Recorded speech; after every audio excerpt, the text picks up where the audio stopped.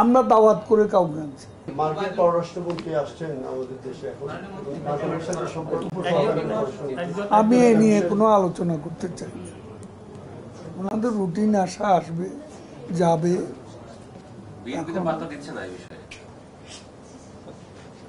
তারা কি করছে না করছে জানি না।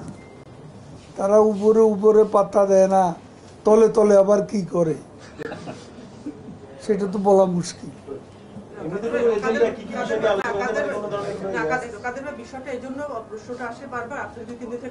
আমি প্রতিদিনই না, কারণ একটা দেশের তিনি পররাষ্ট্রমন্ত্রীও একজন সহকারী পররাষ্ট্রমন্ত্রী, তাকে নিয়ে বাংলাদেশে তো মাতামতি করবে।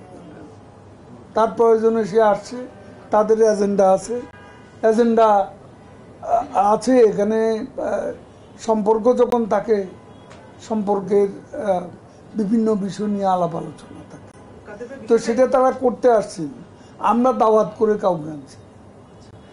গত বছর ফেব্রুয়ারি মাসে ডোনাল্ডো এসেছিলেন, তখন আসলে ওই সময় নির্বাচনের আগে ভিসা নীতির বিষয়গুলো তখন আসছিল। এখন যখন নির্বাচন 7 জানুয়ারি নির্বাচনের পর প্রথমবারের মতো যুক্তরাষ্ট্রের কোন রাজনৈতিক ব্যক্তিত্ব বাংলাদেশে আসছেন, সেক্ষেত্রে রাজনৈতিক আমরা কোন প্রকার স্যাংশন ভিসা নীতি এগুলো আমরা কেয়ার করি।